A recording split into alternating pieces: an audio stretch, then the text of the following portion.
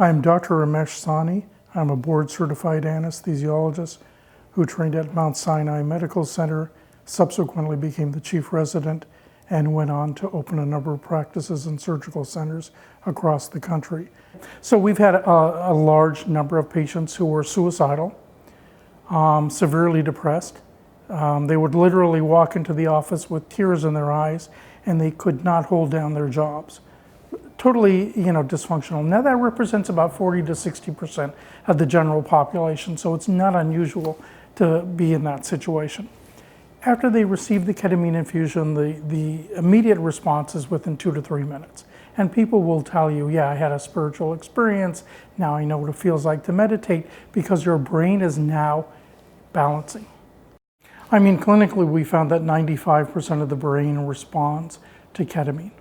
Okay, so not just because of the NMDA, but not just because of the neuroregenesis, but because of increased vascularity, what we call microtubular effect.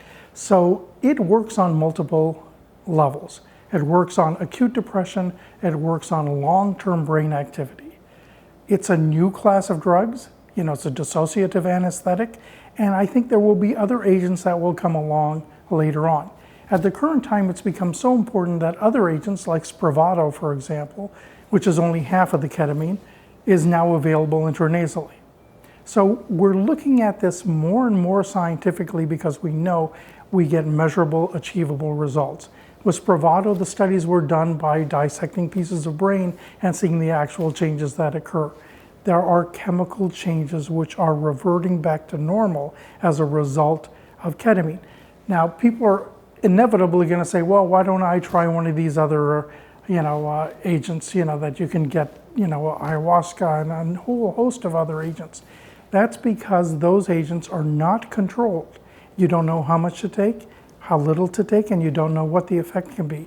You can have a schizophrenic event. So this is a controlled substance that we're able to measure not only the response, but the delivery.